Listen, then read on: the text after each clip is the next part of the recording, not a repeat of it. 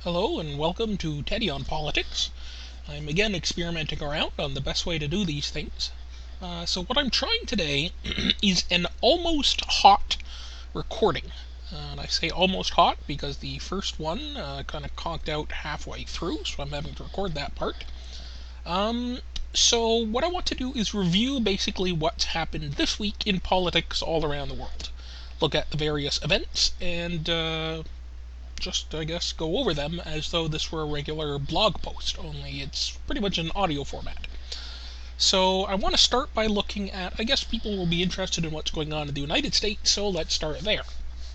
So the biggest news as I see it, as someone who's kind of experienced watching politics, the biggest thing is Donald Trump has almost admitted he doesn't pay any tax. Now, the way this is being played up by the Trump camp, and this is a viewpoint that, in my experience, is consistent. It is consistent with a certain, I want to say, certain type of conservatism, a certain type of right-wing view. Is he has legally been able to, if the reports are correct, has legally been able to pay zero income tax for 20 years. And that is being played up by his camp as a good thing. Basically saying that had he not done this, had he been paying taxes that he quote-unquote didn't have to, that he would have been an idiot. That, it's as a result of smart work and hard work that he has found this section of the tax code that allows him to pay zero tax. Now, I'm not agreeing or disagreeing with that particular viewpoint. It is simply what's being presented. And what's being presented counter to that is that it is less a matter of the letter of the law and more a matter of, I guess, fairness is one way to put it. Saying that, look, he goes on about how rich he is. If he's so rich, he should be paying more tax. That even if he could get away with paying less, that he really should be paying the full amount that he, otherwise would be paying if it wasn't for this one way to deduct money, I suppose. So that's kind of the biggest thing that's come out in U.S. politics in the last little while. Now, my take on it, and again, I'm recording this hot, so this is a hot take, I suppose, is that this is finally something, the first thing, really, since he started to run, that I think might stick to him. I've said repeatedly that the experience from this election cycle has shown that the things Donald Trump says aren't hurting him.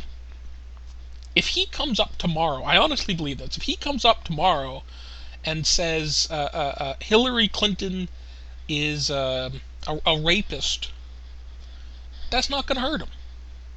That might sound ridiculous. You accuse the other candidate of being a rapist and that doesn't hurt you, but we have seen this election cycle that Donald Trump can say almost anything and get away with it. But this isn't something he said. This is something he's done. This is an action he has taken, or not taken, as it is. And that is why I believe this really has the potential of all of the various things to actually hurt him. So we'll have to see how that plays out, but the polls are swinging away from him. In particular, Florida and Nevada, or Nevada, depending on how you want to say it, they are swinging back to the Democratic column. My numbers still have places like Ohio and North Carolina and Iowa in the Donald Trump column, but these would be the next 3 states to swing away from him. So we'll have to keep an eye on that. So that's what's been going on in America. Now, there are other countries where events have been taking place, and one of them is Spain. Now, last week in Spain, we had regional elections, basically the equivalent of a provincial or state-level election, and in them, the Socialist Party did poorly. Now, I could go into greater detail about how poorly or not poorly they actually did or did not do, but we're talking about how this is interpreted by the Spanish, I guess, polity, if you want to use that word. I don't particularly care for it, but either way, the Socialist Party in Spain is not happy, and they have not been happy for a while. And one of the reasons is their leader, Sanchez. I have to go back a moment and explained that Spain has had 2 elections this year, and in both of them, neither the left or the right has won. But what has changed is that instead of having 2 parties, left and right, you have 4 parties. Old left, old right, new left, new right. The Socialist Party in Spain is old left. That's the simplest analogy I can make. Again, you can criticize, say this isn't exactly true. I'm just simplifying here.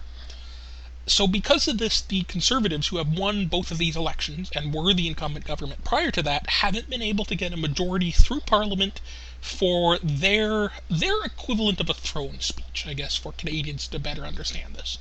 They can't pass a throne speech, so they can't be the government.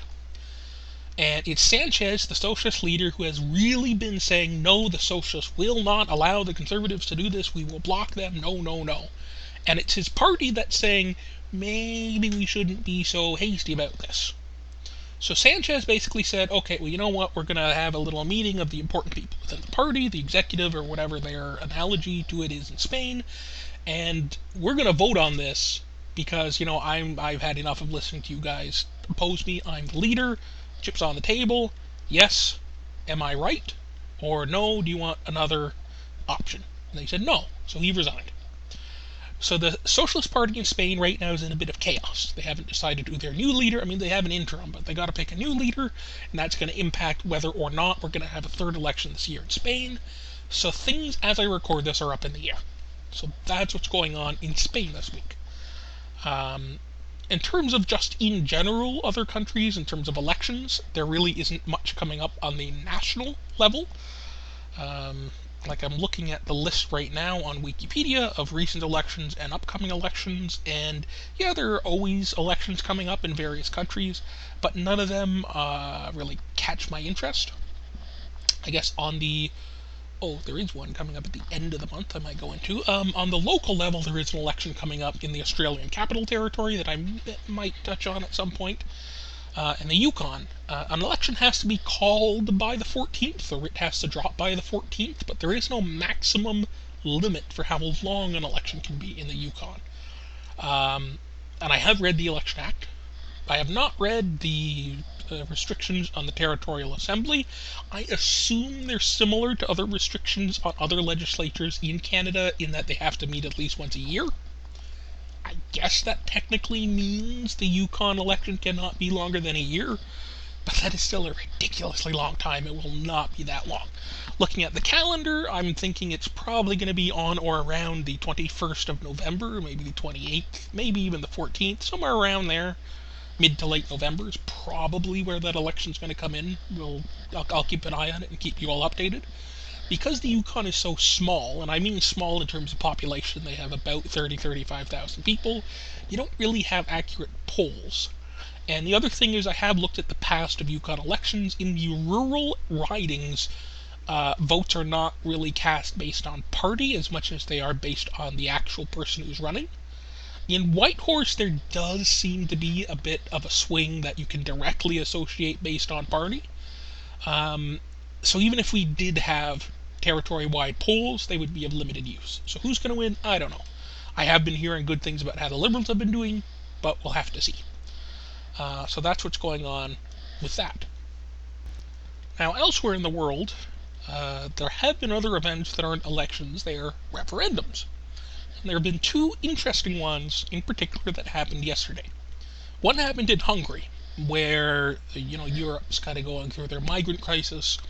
And Hungary, their government, which is rather right-wing, their government has said they're going to hold a referendum, and the question was basically something on the order of, again, I'm simplifying, something on the order of, can Europe force us to take migrants we don't want? And all the polls said no was hugely leading, and no was going to massively sweep. So they held a referendum, and I think the expectation of political watchers was that the no side is obviously going to win this referendum. But they didn't. I mean, they won the vote. They got something like 95% of the vote. But more than half the people didn't bother to turn out. And under Hungarian law, that means that referendum doesn't count. You just toss it out the window. It doesn't have enough base support, so out the window it goes. So that was a bit unexpected in that they didn't meet their target. It's officially not a no against this. So the Prime Minister of Hungary now is kind of trying to figure out how to get this to work. He says he might want to change the constitution so that a referendum like that in the future will count. He also says that even if the referendum doesn't count, it's still a clear indication of the will of the Hungarian people, so on and so forth. But that referendum did not turn out as expected, at least not for me. On the same day, there was a referendum in Colombia. Now, Colombia, Colombia, the country, has been in what you could consider a civil war with a group called FARC, F-A-R-C, which are, again, simplifying, communist rebels, I guess. And it's been a bloody war that's been going on and on and on, and they had a peace deal. Okay, this is what we're going to do. And one of the cores of the peace deal was the past is the past. So amnesty. Now that is pretty standard when you're doing a long time conflict. That's happened in Northern Ireland, where, once things are done, you say they're done. Kind of a blanket amnesty. It's not that simple. It never is. But, so Colombia, they're going to hold a referendum. And if the referendum passes, that's great. Peace deal, everybody's happy. And that was what was generally expected. Most of the polls said this is what would happen. And they held a referendum yesterday, and the no side won. And the turnout was high enough for it to count. So it counts. And people are kind of surprised that the no side won. And I've taken a look this morning at the geography of it, and the no side really seems to have won in areas where the violence did not so much directly impact the people. And my interpretation of this seems to be that if you lived through the bombings, the deaths, and the killings, that you're much more likely to say, well, you know what, we want this war to stop. That's our priority. The war has to stop. And if you didn't personally live through it, it seems to me that there was much more of a chance that you were on the side of, look, what happened was awful. We can't just let the people who did this go scot-free. Somebody, the people who did this, they have to pay. They're criminals. They're terrorists. They got to pay for what they've done. So that's currently what's going on. Colombia's coming to terms with this unexpected result. There's lots of unexpected things that happened within the past few days. Spain, Colombia, Hungary. But there is something that I'm going to close off with. And again, I'm recording this hot, so I'm literally opening the wiki page to check on the latest numbers, is the upcoming national election in Iceland. Now, I did post about this when it looked like we were going to have a snap election in Iceland. So you guys may know some of the background. If you don't, I'll go over it slightly. Goodness, how can I go over this quickly? There is a government in Iceland. I know that's stupid. Just follow me, please. There's a government in Iceland that was made up of pretty much like a coalition of two parties, and one of the parties is not very popular. One of their leaders did some bad things related to graft, corruption, taking money, yada yada. But one of the interesting things that's happened in Iceland is the leading party in the polls for quite some time was the Pirate Party. Now, for those not familiar, the Pirate Party focuses basically on copyright, especially for the digital age. Now, I will be linking to another video in the show notes and the blog post itself, where you can see some interesting information about copyrights and how it's changed from what it used to be, which is, that you can make a living. If you created something, you could make a living off it for your lifetime. How it's changed from that to copyright being forever plus a day. I guess minus a day, but that's not how I see it. Either way, I'm looking at the most recent polls here, and you have one of the conservative parties here, most recent poll, they're leading, and the second most recent poll, same deal, and then the two polls before that, the Pirate Party is leading. And back and forth, ever since pretty much April of this year, which is when they had their little, are we going to go into a snap election? So the Pirate Party has maintained a good horse race for first. And there is a good chance that they will actually be able to cobble together a government, which would be, in my opinion, extremely interesting. Because there are a number of growing global political movements. I guess the first global political movement that we saw in general, there's always the self-interested status quo. But in terms of like a change-based global movement, the first one we really saw was socialism. And socialism did eventually come to power in various countries, and in some ways they had very similar policies in these different countries, and in some ways they were different, but there were a few common core elements of the socialist theory, and when socialism did start coming to power on a regular basis in a few different places, the world did sort of change to meet them. I mean, most developed countries now have free healthcare, they have pensions for the elderly, and, worker rights. You can't, if you work overtime, you got to pay them extra, that type of thing. So it did impact the world, and it's interesting now that we have had green parties and governments in places, and now we have we're looking at carbon taxes and carbon caps and fees and charges, and solar power and wind power.